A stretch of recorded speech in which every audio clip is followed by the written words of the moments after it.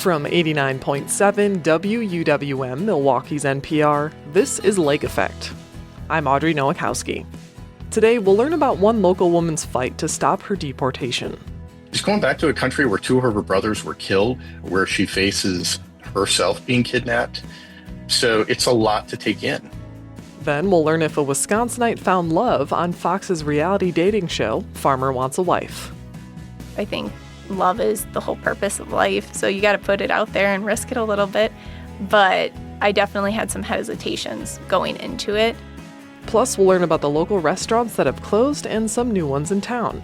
All that's coming up on Lake Effect, but first, here are today's headlines.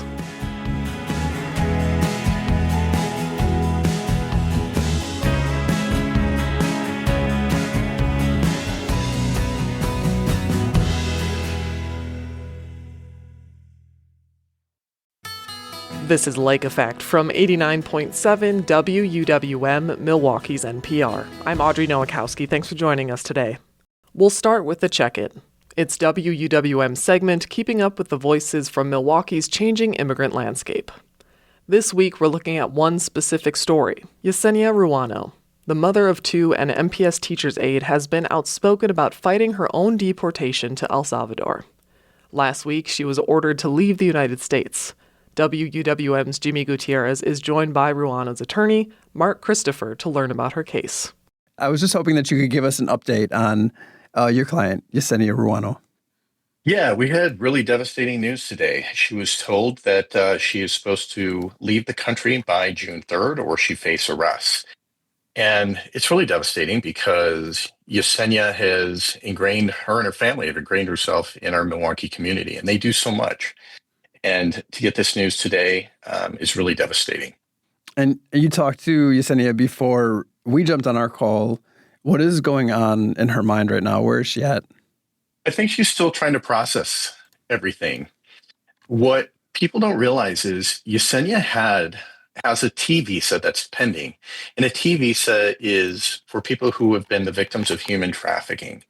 And traditionally what's happened before this administration is, while it's pending, you are able to remain in the United States to have your application decided. And here we're sending her back to the very country she's claiming that she's afraid of returning to. That's devastating for her, and it's devastating for her two girls and devastating for her husband. She's going back to a country where two of her brothers were killed, where she faces herself being kidnapped. So it's a lot to take in. I think the thing that was really striking is that it feels like a whole part of the city really took to Yesenia and her story. But for folks who don't know, who is Yesenia, and how did she get to Milwaukee? She is a wonderful human being.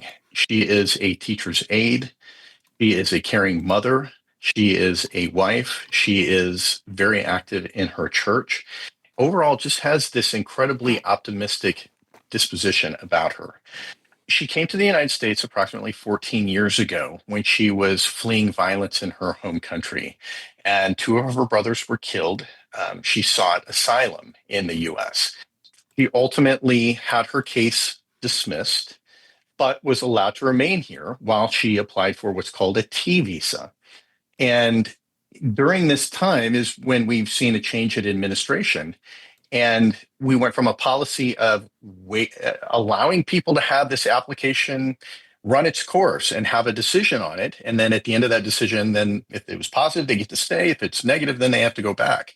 But we're not waiting for the current administration is not allowing people to get the decision. So they're sending them back to the very country that they're claiming fear from.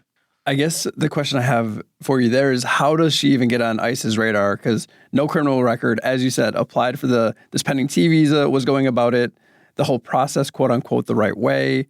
This is a visa that's historically been protected from deportation. So how does this happen? Yeah, so her case is somewhat unique in the sense that when she first attempted to enter into the United States, she didn't affirmatively say, I'm afraid of going back. She was quickly processed in a very rushed manner and given something called an expedited removal. And an expedited removal has the same effect as a deportation. So she was sent back immediately. She again faced the same type of danger, returned to the United States. And this time She stated right at the beginning when she came in that she feared returning. She was interviewed, and an asylum officer determined that she had a credible fear of returning. So she was paroled in, but she was paroled in with a deportation order.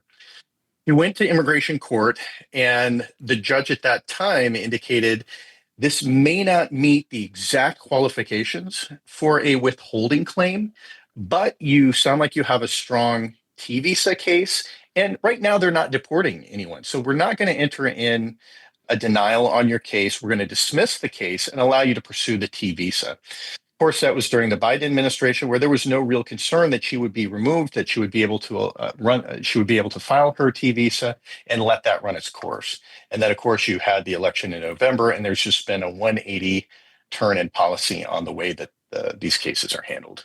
And this has resulted in some people being very public and outspoken, even in the face of being really vulnerable with their status, which Yesenia was. She took a very bold approach. Publicly fought court orders, ICE's potential deportation. Can we talk about her approach and what was so different about that, even in the face of this 180 policy change? Right. Most people are very scared to come forward and share their story because they feel vulnerable and they think it's going to make them susceptible to being targeted and deported. Yesenia took a very open and honest approach in allowing people into what her life is like, her daily life as a teacher, as a mother, as a member of the community. And she showed exactly who she was. And that's the wonderful human being you're reading about in the many articles and you're seeing in the interviews. She's very genuine. She's very open. And that takes a lot of courage to do that.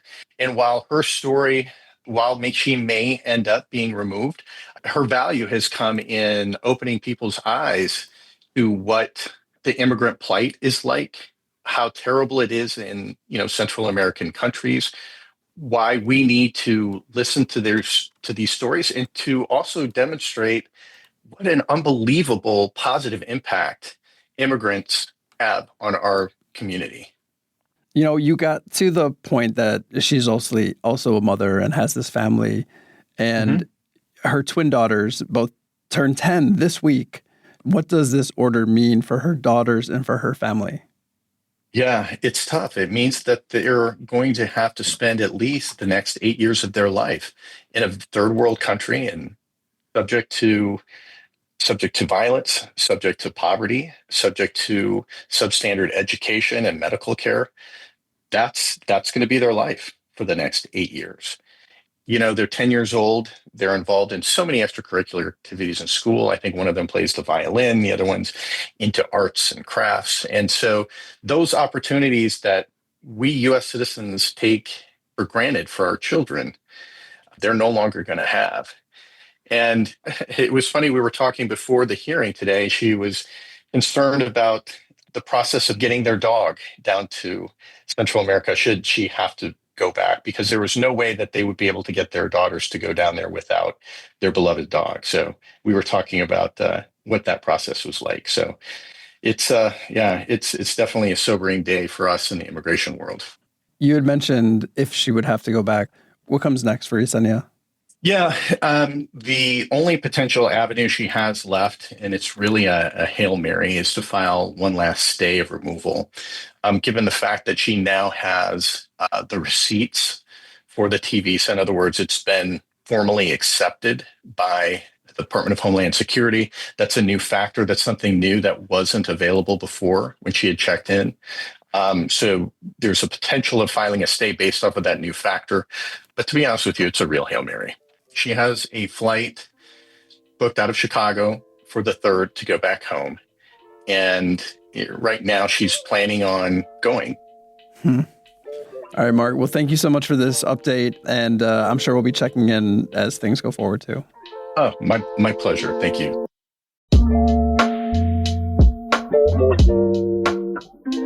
Mark Christopher is Yesenia Ruano's attorney, a local woman who's being deported. Christopher spoke with WUWM's Jimmy Gutierrez for WUWM series The Check-In. This reporting is part of WUWM's focused, in-depth coverage on 3 issues our community told us they care about: climate change, immigration, and the economy. You can find more coverage on immigration at WUWM.com. Did you know you can listen to Lake Effect as a podcast? Search for Lake Effect wherever you get your podcasts to download and listen on demand. In about 15 minutes, we'll look at some of the local restaurants that have closed and learn about new ones coming to town. But first, we'll speak with a Madison native who recently appeared on the reality dating show Farmer Wants a Wife. That's coming up on Lake Effect on Milwaukee's NPR.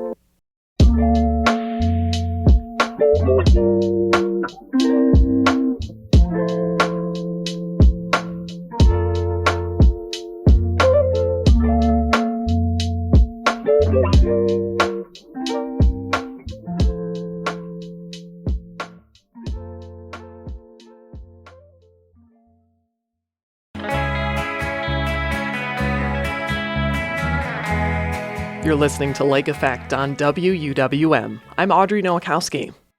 How far would you go for love?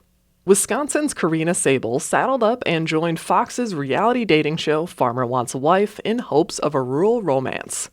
On the show, 4 farmers from across the country are set up with a crop of single women from big cities to show them life on the farm. The season 3 finale aired recently, and Sable was one of 2 women left vying for Farmer Jay Wood's heart. I got the butterflies, the nerves, all the good things. Karina, very beautiful, very sweet, and she has that work ethic. I'm glad you noticed it. You can tell she got a good energy by the way she just kind of pranced off. Lake Effect's Excret Nunez spoke with Sable about her decision to join the show and what her journey to find love on the farm was like.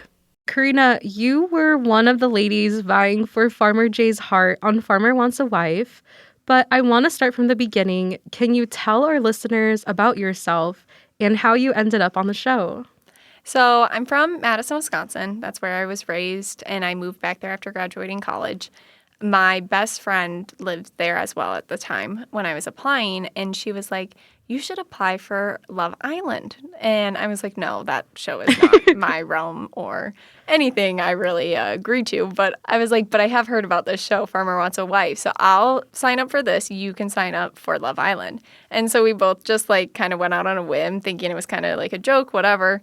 And we applied and I got a text back. And there I was continuing the process along and ended up in Alabama.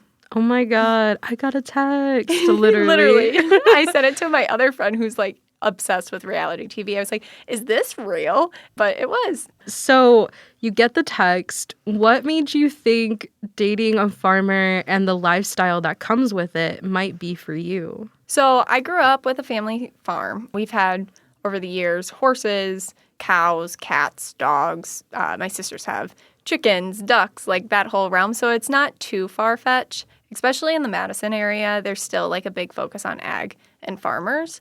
And I also have always like admired the farming lifestyle. Very admirable to me in the sense that they're hardworking, they have the grit, they have probably more traditional values and like want to settle down. But I kind of was like, oh, you know, there's nothing too bad that could come from this opportunity. So I went along with it. It's kind of like you really had an open mind going into this. Totally. And I truly believe that there's not a bad opportunity with this or a bad experience, either talking to someone over the phone and interviewing. You know, you gain skills from that side of things. So I was just kind of along for the ride. Okay, so as we talked about, you matched with Farmer Jay Woods, who's a cattle rancher in rural Alabama. Can you explain the process of how each lady is matched with one of the 4 farmers? So it's kind of like a dating app. Once you get through the general interview process with the producers, they would send you an email with little clips, probably about a minute and a half, of different farmers. And they were ranked like Farmer A, Farmer B, Farmer C, and so on. After you watch the videos, you're supposed to send back descriptions as to why you think you would be a good match, why you wouldn't be a good match, if you would go on the show if you were matched with them. And then you rank, let's say there's 5 every time. Every time you would rank 1 to 5. And then we went through that process probably 7 or 8 times with different farmers. Some would come back, some would go away, kind of just getting a good variation of what farmers and what your type is. And then occasionally the producers would call you and just say like, hey, I think you would really match with this person. Would you be up for it? And then you kind of have that kind of conversation and so on. So that's the girls' side. The guy side, they have, I believe, all like 100 applicants of women, and then they have to dwindle their way down, but they don't get video clips. They just get one photo and a quick description of us. And what was it about Farmer Jay's profile that caught your eye? So Farmer Jay, right off the bat, he definitely had some like general characteristics that I usually look for in a guy. Usually is athletic or has that competitive side. He played football at Michigan, and so that originally kind of caught my eye too, being a part of the Midwest culture for a little bit. And then he talked about family and faith and all those good things. So that kind of intrigued me right off the bat. And then as the season went on, we just kind of kept building our friendship and relationship. So I feel like the moments that I noticed where your relationship with Jay grew were honestly kind of during the more stressful times. At some point there was some beef between the ladies, and at another time, Jay brought another girly on the farm. But what I appreciated about you is that you were really open and honest with him about your feelings, and you didn't really hold back. Can you talk more about this? Yeah, I definitely went into the show already having dating experience, right? So all of college, all of high school, all that, and post-college as well. And what I've learned from those dating experiences is I really have to take someone's word for what they are. And so I can't assume anything. I can't like stress out about what he's saying to someone else. And so that's kind of the mentality I went into the show with. And during those times that you mentioned, I kind of told myself right off the bat, like I had to be as open as I would want him to be. And so that kind of starts with communicating. So I'm going to say how I am feeling. I hope that he explains his side of it, and then we can kind of have a conversation moving forward with it. At the barn dance, we definitely had a little bit of drama on our farm, but it ended pretty quickly. And I think the thing with that scenario specifically was I actually really appreciated that us girls were able to handle it without bringing in someone else, right? For sure. I'm totally in the idea and mindset that, like, if you have an issue with me, just come and talk to me about it, and we're not going to make it a bigger thing, and we can talk about it. I was raised in a house with 4 other girls, my sisters and my brother, and that's kind of how we were raised to behave. So I appreciated in that moment that we were able to talk it through, and then once we talk it through, it's dropped, and you move on. And I think that's a skill that you have to learn. But after that whole tiff thing, Jay and I ended up having a great night hanging out together, while maybe it didn't go that way for others. And so, like you mentioned, you were one of Farmer Jay's final 2 daters. How are you feeling leading up to the finale? So the finale actually came up really quick. From the time that my family came to visit and meet Jay and I met his family, it was within 48 hours. Wow. And so I have a lot of pride for my family, and I'm really lucky to have them in my back corner. And so I was really excited to have them meet him and then also meet his family, because I know family is important to him. So we were definitely on a high. And after our families met, got to go on one final date. Everything was good. But I also knew, and I think my sister mentions it on the show, there is concern leading up to that as to why he hadn't figured out who he wanted yet. And so at that point going into it, I was kind of expecting for myself to have hesitation if I was going to be the one, because I don't think anyone deserves to be a second choice, especially on something so important as love. I want you to jump 2 feet in, not 1 foot, and maybe teeter there. We are picking each other. You are there for me. Totally. Not I don't know. Yeah. Mm-hmm. Yeah, and it has to be a 2-way street. And I don't regret it by any means. I think love is the whole purpose of life. So you got to put it out there and risk it a little bit. But I definitely had some hesitations going into it, expecting the worst. And not even that the worst was really that bad. And I guess spoiler incoming, but we kind of spoiled it. During the season finale, Jay ultimately asked his other dater, Grace, if she'd like to continue their relationship. What was going through your mind when Jay was letting you know he was moving forward with Grace? I believe I mentioned it, and I was really happy that Jay was using his heart and just general logic. I think on paper, he and I both felt like we really matched with the athletic, the family focus, even faith. And I think the whole time he was teetering because on paper we matched so well. And all I kept asking him for the last few days was just go with your heart, because that's never going to lead you wrong. And if it doesn't end up perfect, that's okay. You're going to learn a lesson. And so I was really appreciative that he mentioned that and kind of stood his ground there. And there's nothing wrong with following your heart. Right. Reflecting on everything that's happened, what would you say your biggest takeaway was from this dating experience? I think there are a few, but one of the major ones is I'm extremely proud of myself for being able to handle a situation like that. I think if you would have asked me to go on that show 2 years ago, I would have been like crazy and so insecure and not really sure what my values were or what I'm really focusing on. But the show definitely forces you to really think about like what really matters. And what at the end of the day matters to me is loving someone who also loves me, my family, my friends who will go to bat for me. All of those things really matter, and the rest is just icing on the cake. So being able to be in that scenario when you don't have your phone, you don't really have a ton of access to TV and things like that, and you really are in a place where you're kind of alone with your thoughts at times, I'm proud that I was able to handle that and come out on the other side really well. Do you feel like it changed your perspective on dating and who you date? I know this is really controversial because my family tells me it all the time, but I have really solidified that I do want to get married soon, and I want to do it with the right person, so I'm not going to force it, but I do kind of date to marry at this point.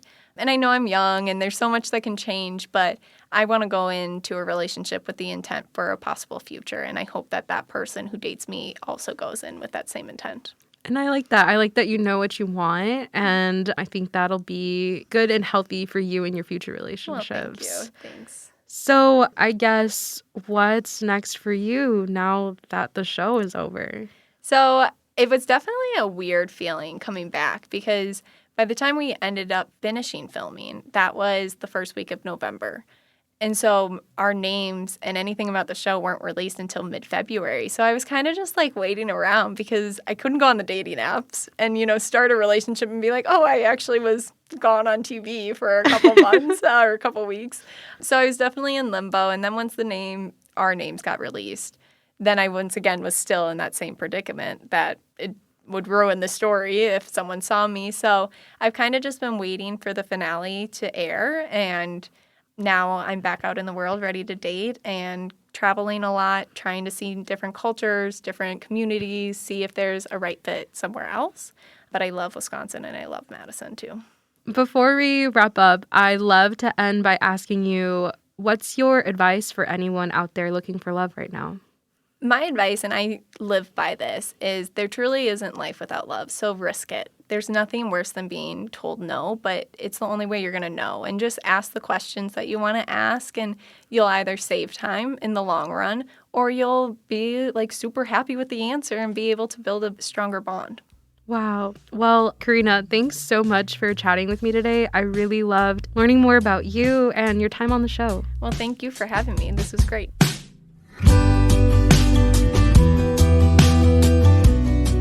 Karina Sable is from Madison, and she was a dater on Fox's reality dating show Farmer Wants a Wife. She spoke with Lake Effect's Excret Nunez. You can now stream the full Season 3 of Fox's Farmer Wants a Wife on Hulu.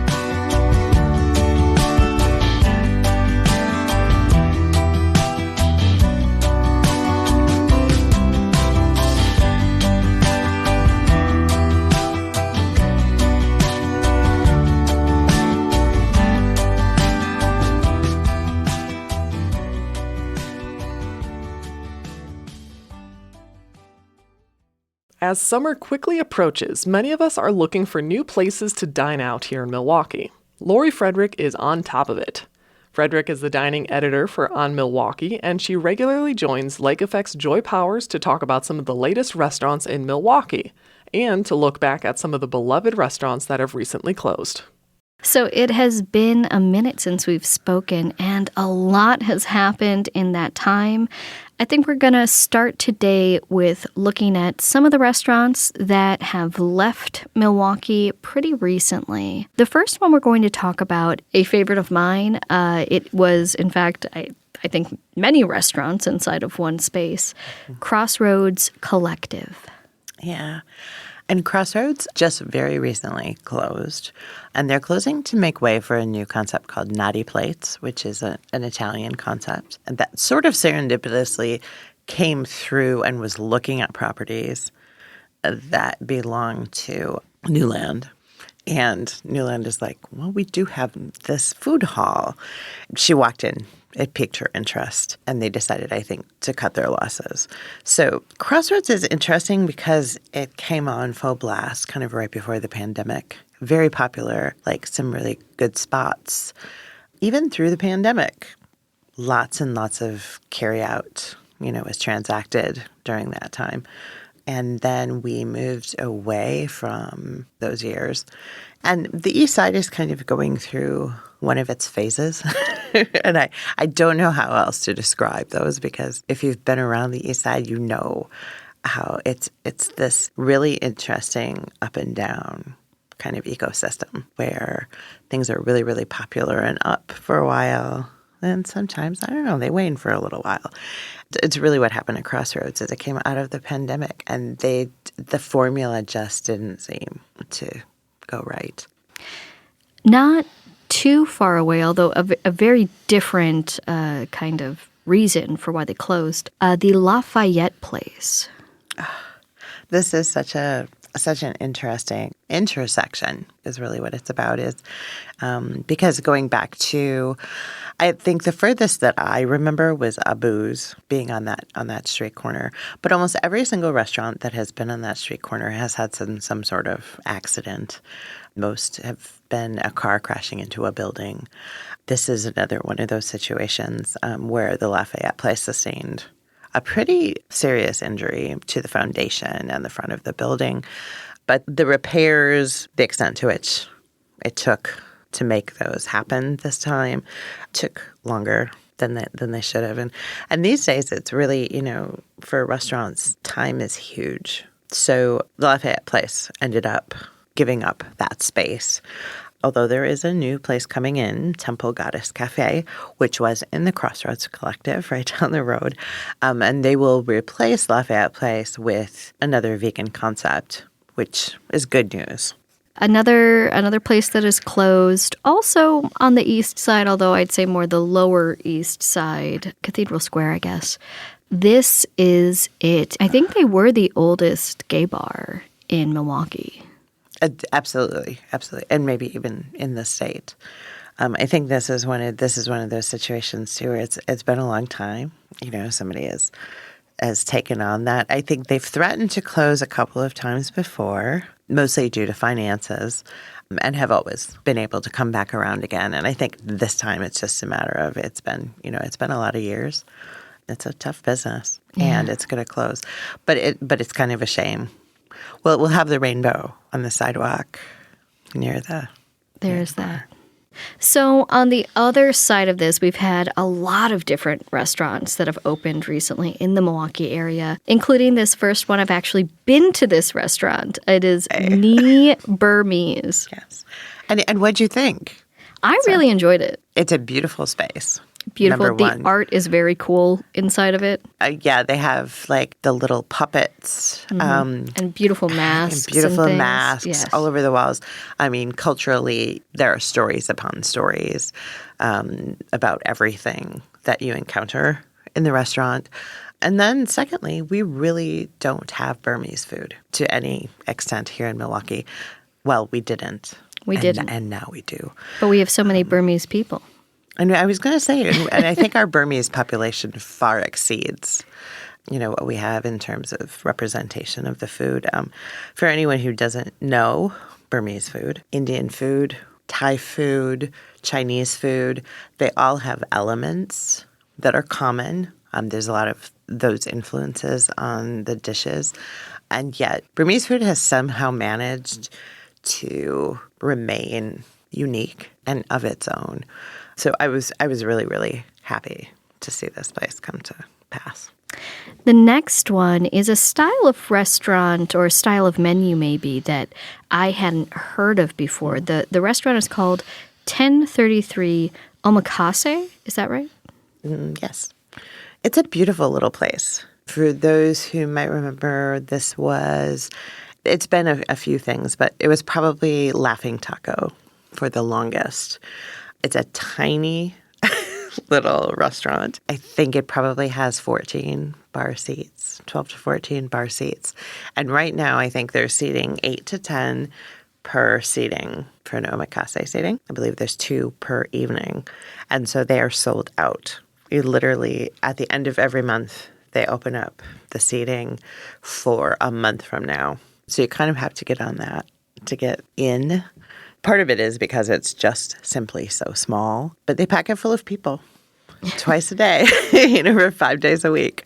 They're doing really, really delicious food that isn't something, we have never seen something quite like this. So omakase is a Japanese coursed menu.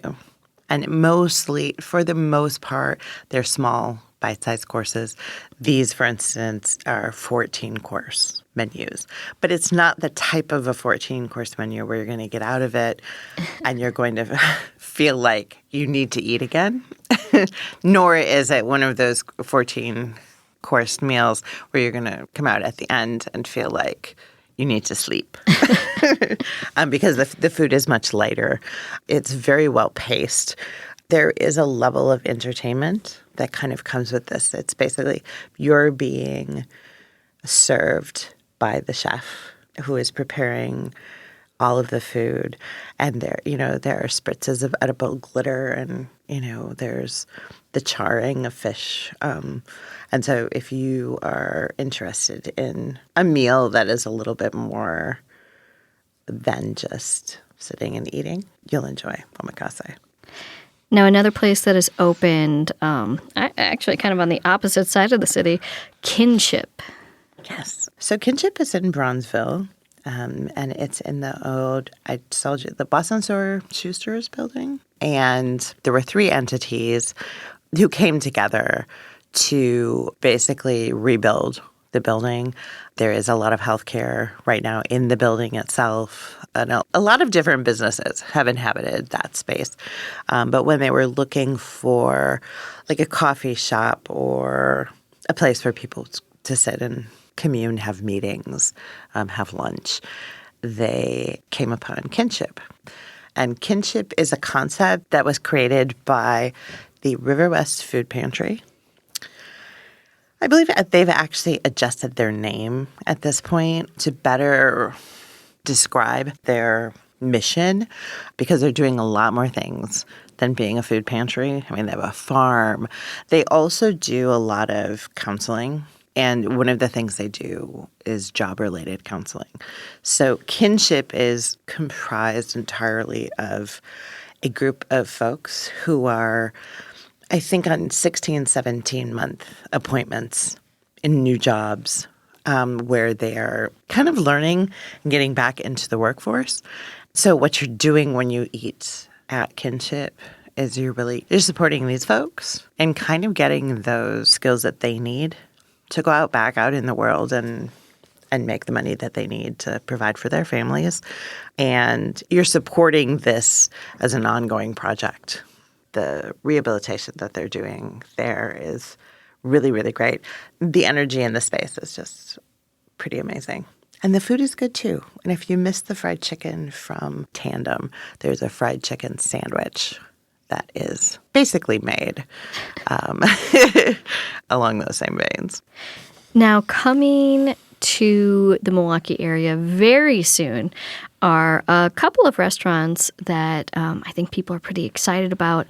One that I keep hearing about is, of course, Ruby's Bagels. If you've been to Zocalo on the south side, I think they still have a van there. I'm not positive about that, but I've definitely been to the van. I think they've been occasionally off weeks to kind of get prepared for the new bakery.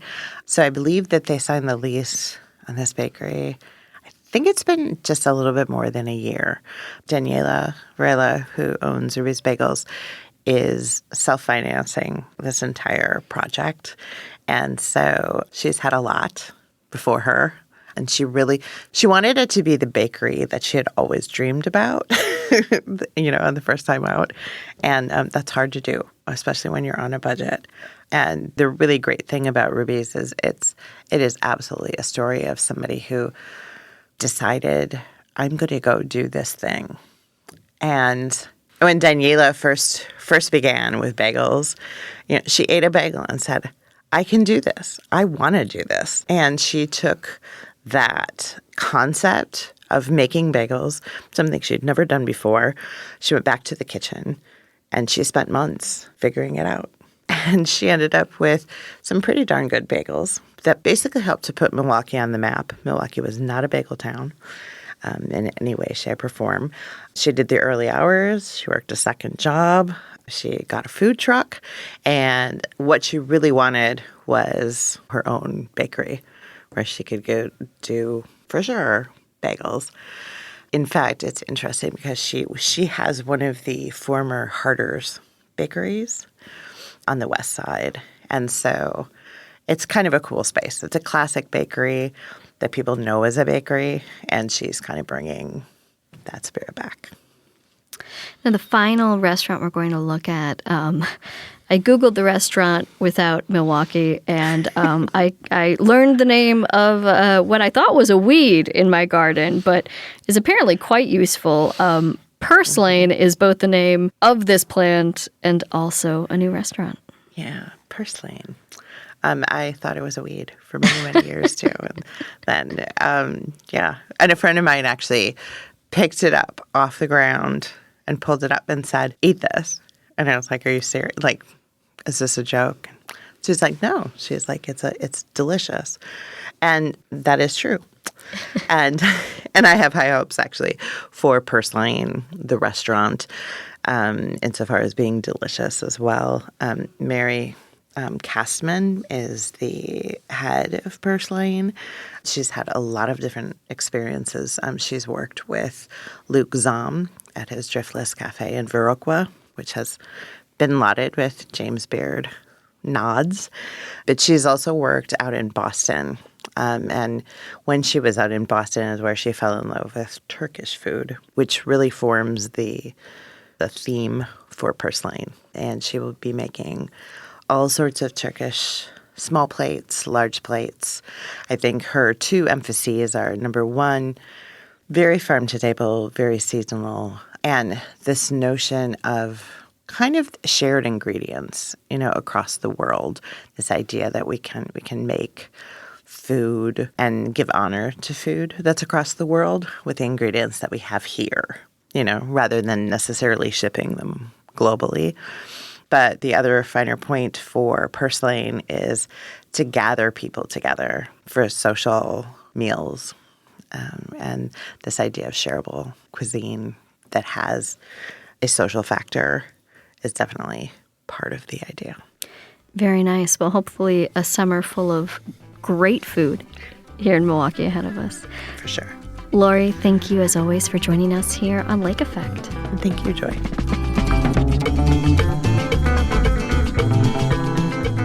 Lori Frederick is the dining editor for On Milwaukee, and she regularly joins Lake Effect's Joy Powers to talk about dining in the city. At WUWM.com, you can find some of their previous conversations about Milwaukee area restaurants. We've got a new season of Bubbler Talk going, and we need some new questions. Submit your questions about the Milwaukee area that you've always wondered about at WUWM.com. We'll take one more break, and when we come back, we'll learn about the 6888 Central Postal Directory Battalion and the Milwaukee woman who served in it. That's next on Lake Effect on WUWM.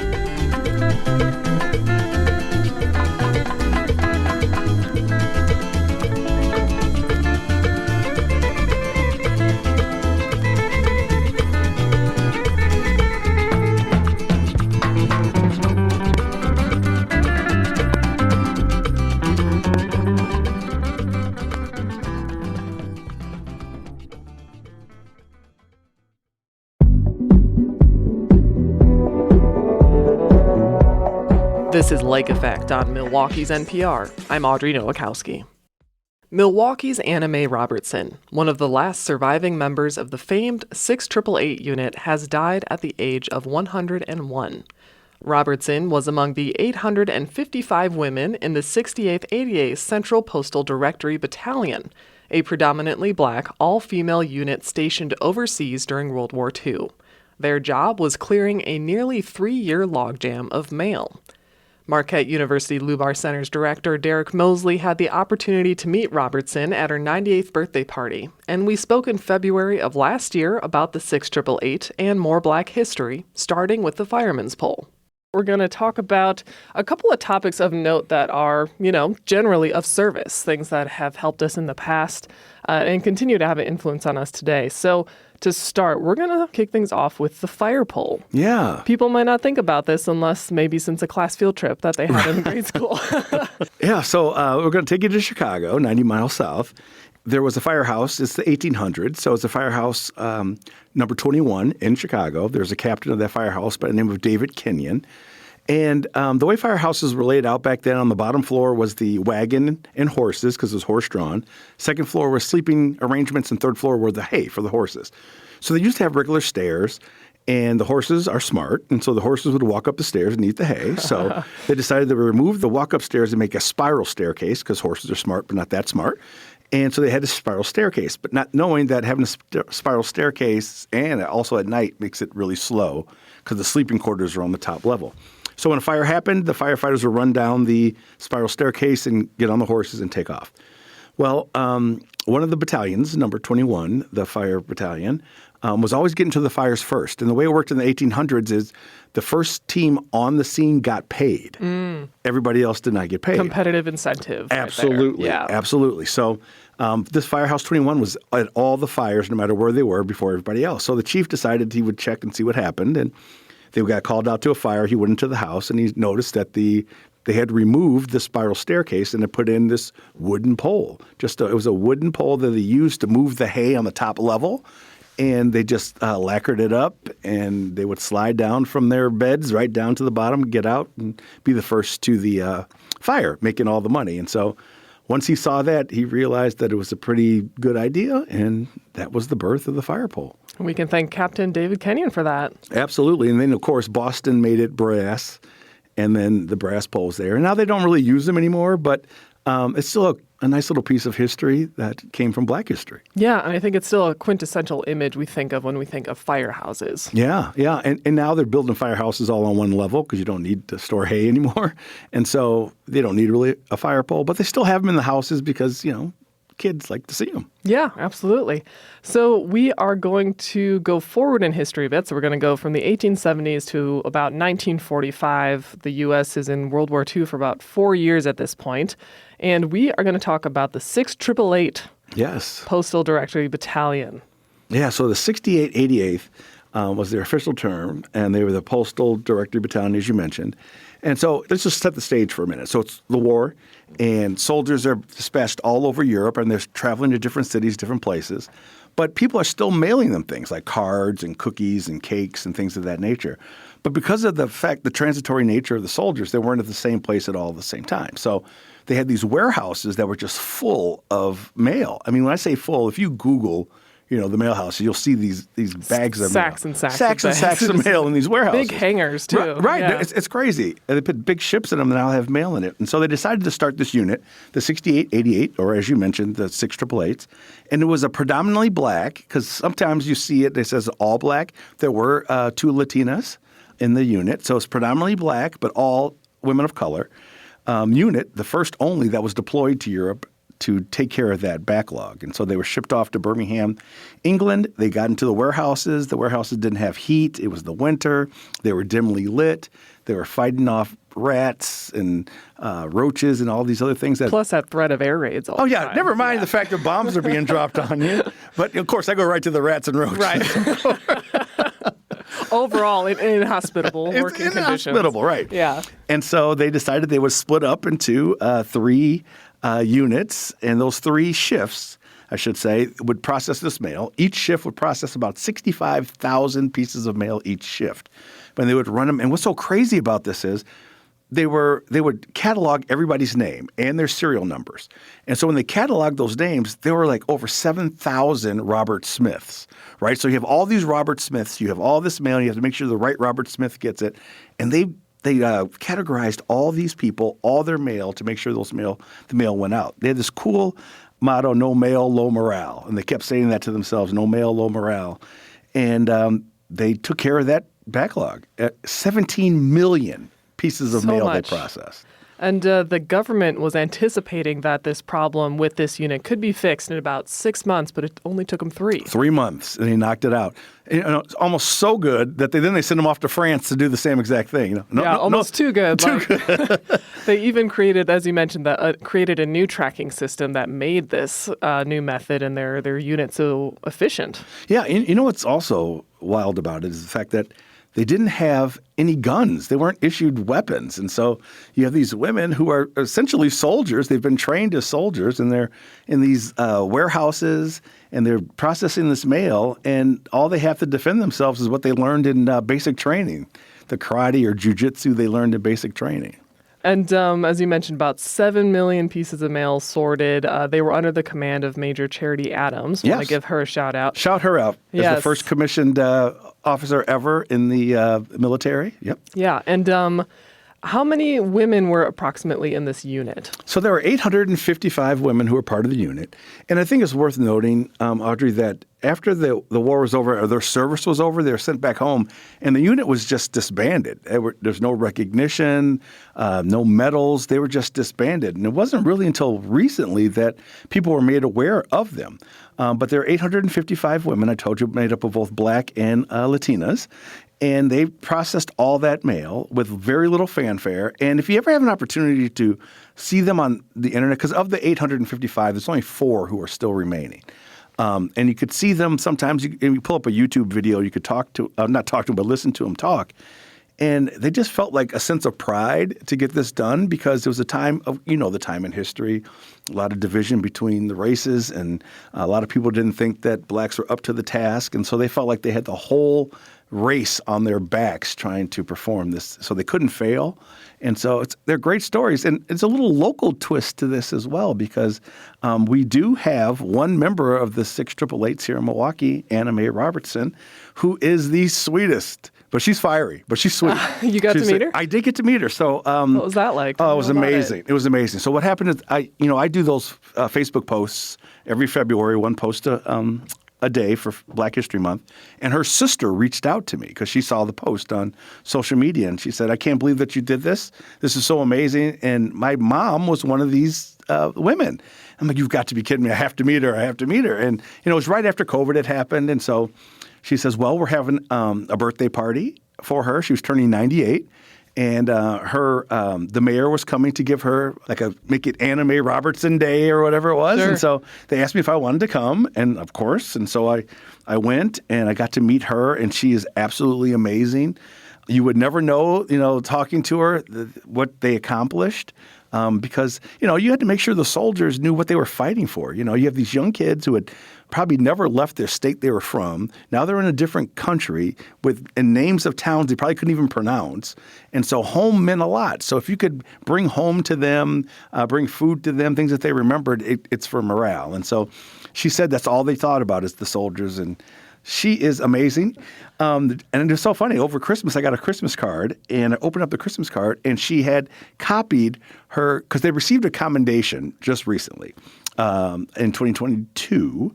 And in March. 2022. Yep. Mm-hmm. And the president, and shout out to Gwen Moore, because it was Gwen Moore who was the one to let everybody know that these women existed, and one was here in Milwaukee. And when she got the commendation, she sent me an invitation to the commendation, as well as a copy of it, like a photocopy of it. And I opened up in the Christmas card, and I'm like, oh my goodness! And she signed it. And for me, this means so much because I follow Black history a lot, and so I'm sure my family hates it. Like my kids probably hate it, but our vacations aren't like to cool places. Our vacations are historical sites. Historical sites. Absolutely. And so it just meant a lot to have a piece of history and to actually touch and talk to people, because a lot of our heroes, and I mean American heroes of African descent, aren't around anymore. And so it's important that we give them their flowers while they're alive. Yeah, we see, as you mentioned, these historical images of accomplishments made in the past, but we need to take a look and remember it's not that long ago. No, it really isn't that long ago because we have a woman who was part of the World War II fight. And when they came home, they still fought discrimination, right? So you're fighting against tyranny abroad to come home to be treated like a second-class citizen. But they did it with pride, and their service was with pride. And I have so much love and respect for Anna Mae and all of the 688s. Yeah, much thanks to Anna Mae and the 688s. And Derek, thank you so much, as always, for coming in to share your history. We love it. My pleasure. Thank you for allowing me to come and tell these stories.